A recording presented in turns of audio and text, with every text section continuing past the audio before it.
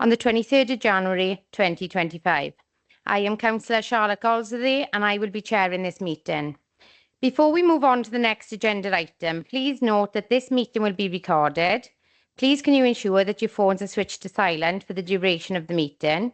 Can members and officers who are present in the chamber please use their microphones when speaking? When asked to raise your hand, can members who are virtually viewing this meeting raise your electronic hand? Members who are in the chamber, please raise your physical hand. For those members virtually viewing this meeting, please can I keep the chat function for urgent IT issues and not for questions or comments.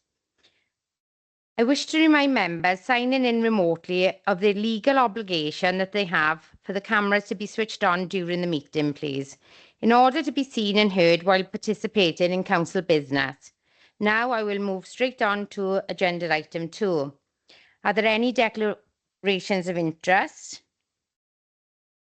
If any members have declarations of interest, please make it known.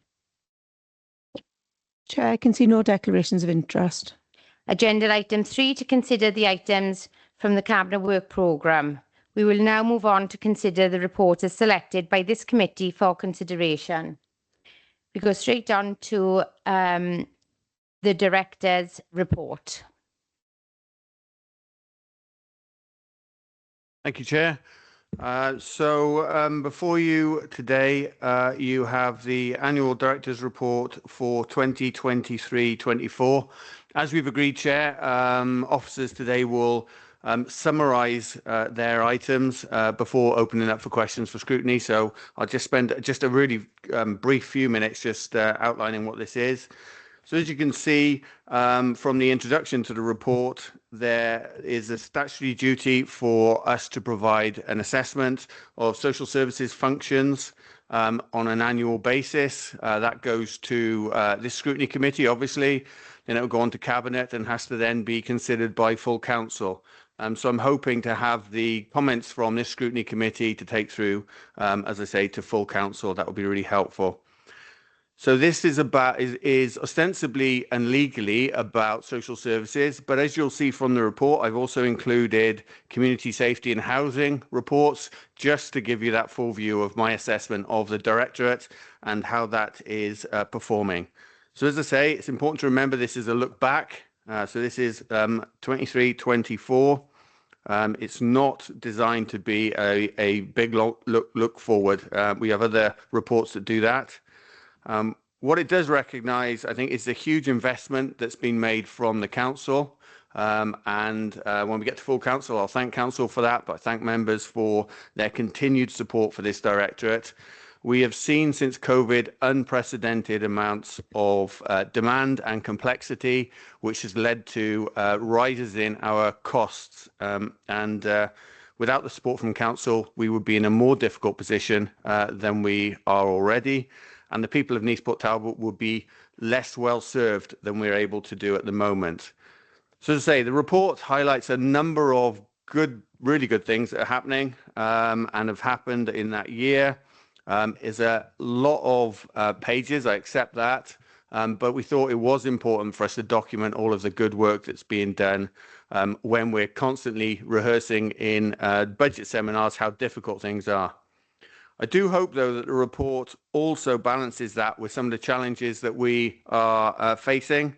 And in particular, we refer to the medium-term financial planning challenges that we have. And really my contention, which I've rehearsed a number of times with this committee, that actually Welsh Government has to provide a different formula, I think, for the way that they fund in the long term health and social care. And that's probably, as I've said before, not through the RSG into councils, but actually separately, because the costs are going up so significantly. So the report is the report. It's my assessment of the Directorate's performance in 23-24, and I'm happy, Chair, to take any questions. Thank you, Andrew. I thought it was an excellent report and it's very thorough and detailed, and it was good reading the good news stories as well. The one thing that jumped out for me personally was a lot of acronyms, a lot of different projects. Then it's like a lot of staff around panels and boards, and it was just, like there's so much to absorb as when you're reading these, because once you're in it, I think you know it. So sometimes like it was taking extra reading, but it's a good thing that a lot of these have already come to committee, or we're actually, as councillors, we know about them. But I think it was a really, really good report, to be honest. So the only one question I've got at the moment is from Councillor Oliver Davis. Olive. Thank you, Chair. Excellent report, Director. Well pleased with the report. The only one comment I got on page 79, the appendix, supportive performance data for the quality standards. It's all in percentages, where a percentage of 1 is 100. Without figures, it's difficult to break it down, because if you go on to the percentage figures for housing support grant, that shows the percentages and the numbers. Is there any possibility we could have both? That's a really good point, Councillor, and apologies from myself. I'm not sure how those percentages have got in there on their own, and we'll have to review that. We will absolutely provide the numbers alongside those percentages. You've made it very clear in the past that that's what you expect, so please accept my apologies that they've crept in the way that they have on this occasion. So we will rectify that, Chair. The other bit about the acronyms and the specific nature of some of the things that we're writing about in the report. The report does need to be accessible to the public. It's meant to be public facing, so it's really helpful to have feedback about, it needs to be in very clear, plain language for people to understand, and we shouldn't anticipate that people have any other knowledge of social services when they're reading this. So I will go back again for next year and start to think about how we pull a report together which sets out all the good things that we do, all the challenges, but in a way that is accessible to members of the public. Thank you. Okay, thank you. Any other further questions? I see none. Thank you, Chair.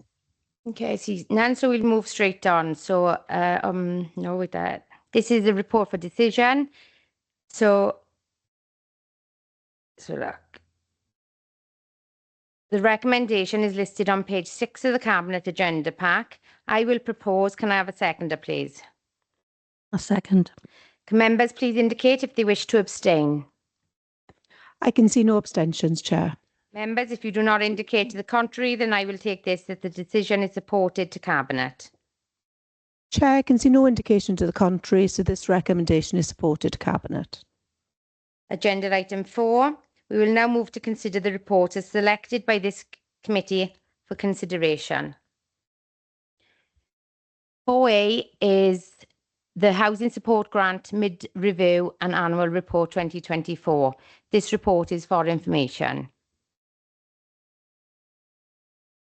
Anyone giving a briefing on this? Thank you, Chair. So in October 2022, Cabinet agreed to our 4-year strategy for the Housing Support Grant, which I'll refer to as HSG. That's the acronym we use for Housing Support Grant. So HSG is a grant provided to us by Welsh Government, and it's provided to all local authorities in Wales to help local authorities prevent homelessness through the provision of early intervention services and also housing-related support.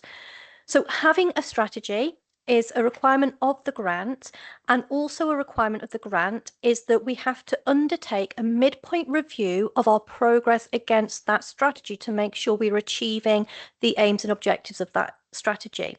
So this is why we bring this report to you today. This is our midpoint review to assess how well we've progressed against the objectives in our strategy. We also undertake an annual review of all housing support grant provision in order to understand demand and performance, which then informs our future commissioning intentions. So pages 91 to 98 show our progress against the 5 agreed priorities in the housing support grant strategy that we approved in 2022. And these priorities complement the actions within our rapid rehousing plan and the housing and homelessness strategy. The report will then go on to provide a range of data in respect of activity and performance, as well as information on the needs of those that have come into services and require the services that we commission and provide through the grant. Thank you, Chair. Question on that? Yeah, I'm sort of asking on behalf of the whole committee here, really. So with the housing support grant, can you only use it to commission services, or can you buy things directly with it, such as properties? So it is revenue, so we can't use it as capital to purchase properties. It is service-led, so we do commission services, but we also use the grant to fund a number of internal services as well. So some of the support that Emma's team provides is funded through the Housing Support Grant. Some of the services that Angela's department provide is also funded through the grant that are internal services, so it's a mixture of both. Great. Did any other members have any questions? No, I see none. So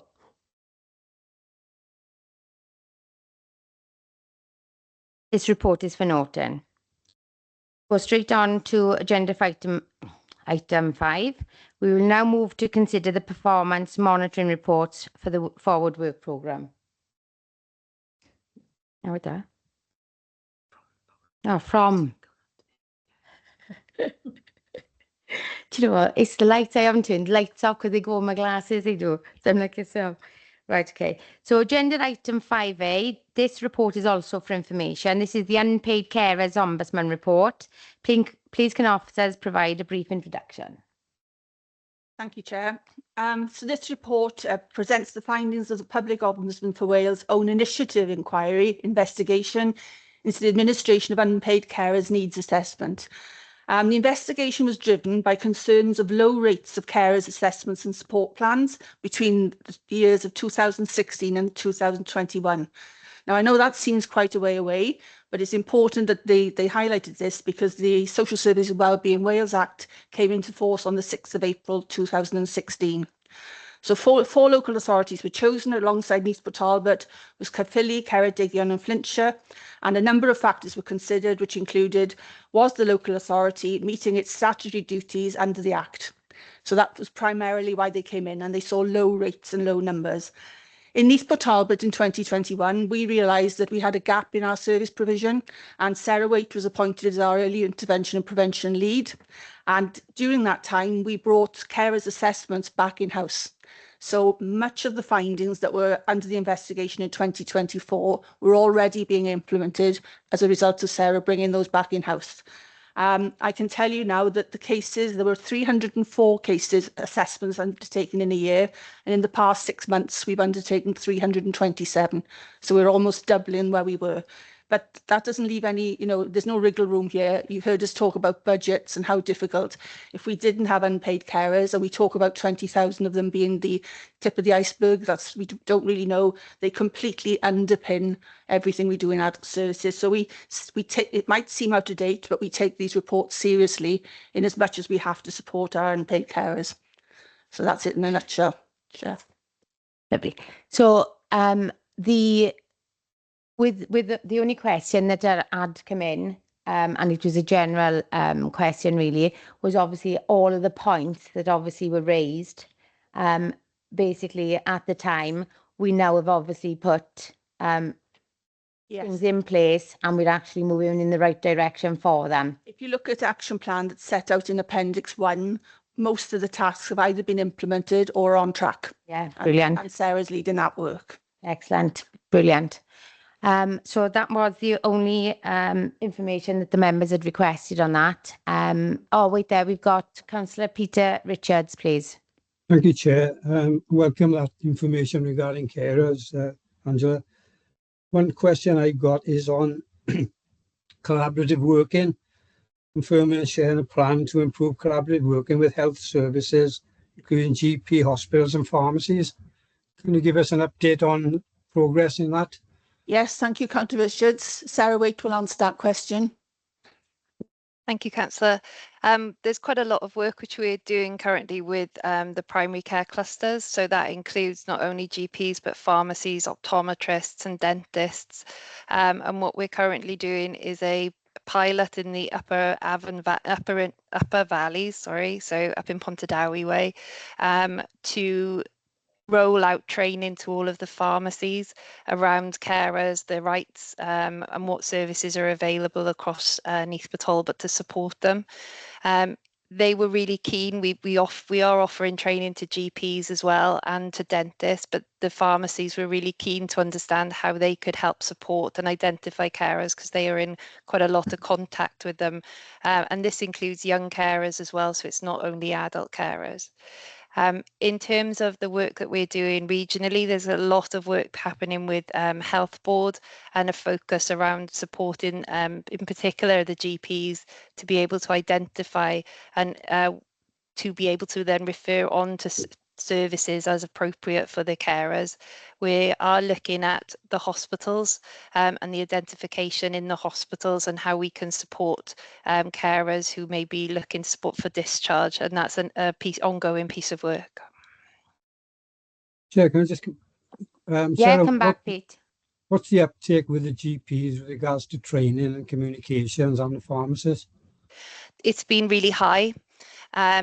We are going in as a bit of a partnership between ourselves, Neath Talbot Carers Service, the Youth Service, and with some carers themselves to deliver the training, and Neath CVS as well. And the uptake of that has been quite significant, and we've been allowed sessions within the GP training.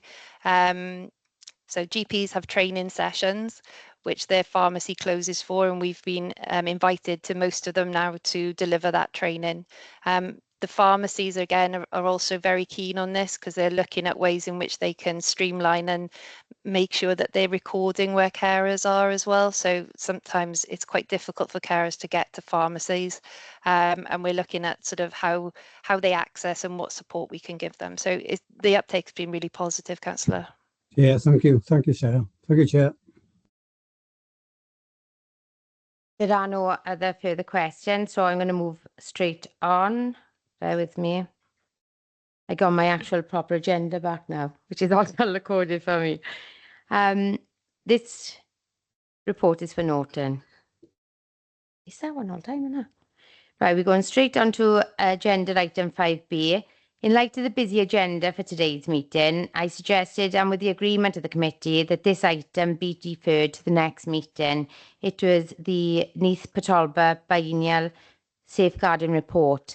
But one thing that did come in, and we spoke about in briefing earlier, was that this information on this report, basically, we used to have on a regular basis, but I'm not sure why it's gone to every 2 years now. So I don't know if you could just answer that one. I know it's being deferred, but it was just a question that came up in conversation. Yeah, I mean, I'll try and answer that. I don't think Chris is on the call because I think we thought that in fairness, the report was being deferred.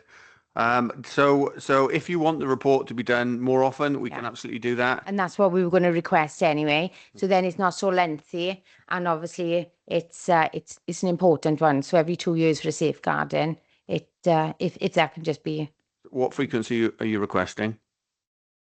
Yeah. Well, yeah, it could be 6 months. Yeah, 6 months. Okay. Yeah, is that okay? We'll go away, have a look at it. I'll speak to Chris. And it's either 6 months or a Kerry, year, but Angela. obviously 2 years seems a bit long. It'll be 6 that months okay? or a year. I'll come back and let you know what's reasonable. Yeah. Thank you. No, great. Going straight on to agenda item 6. Oh, wait there. Oh, I got to ask a question. If there are no objections to this, we will now move on to the next item on the agenda. So there are no questions, there are no objections. Well, we move on. So let's have a look. Agenda item 6, selection of items for future scrutiny. Good afternoon, members. I'll just go through some of the changes to the Cabinet and Scrutiny Forward Work Programme. Members will have had sight of both of the forward work programmes in the agenda pack. So there are 2 reports that have been moved on the Scrutiny Forward Work Programme. The Area Planning Board Annual Report for 23-24 and the update report in relation to the Single Point of Contact Service. They've both been moved to the March meeting. There are 2 items added to the Scrutiny Forward Work Programme. Corporate Plan Performance Monitoring for Q3, which will be on the Forward Work Programme for the 13th of March. And Violence Against Women, Domestic Abuse and Sexual Violence Annual Report has been added for the 1st of May. There are 2 items being added to the Cabinet Forward Work Programme on the 12th of March. But as there's no opportunity to select these items for pre-scrutiny due to the short time scale. So I will advise members when the Cabinet papers are published, and members will have the opportunity to either select for post-decision scrutiny, or members always have the opportunity to call in any decision of the Cabinet. So those reports are the purchase of emergency accommodation to elevate homelessness, that's going to Cabinet on the 12th of March, and the quality assurance within Commission Social Care Services. Andrew briefly mentioned about performance data earlier. I have been sent a list following the last meeting where Andrew promised to bring a list. I've had that list, which I'll circulate to members, and then we can programme that into the Forward Work Programme accordingly. But if members have got anything else that they'd like to be included, please can they let myself or the chair know. So if there's anything else further on the Forward Work Programmes? Can't see anything. Agenda item 7, I have no urgent items. We'll go straight into item 8, which is access to meetings. We will now need to consider the private items included on the agenda. As you can see on the agenda, the private paragraph is there for everyone to read. I will propose, can I have a seconder to move into private? I'll second, Chair. Can I please ask that any public or press in attendance now exit the meeting, and can the recording now be stopped?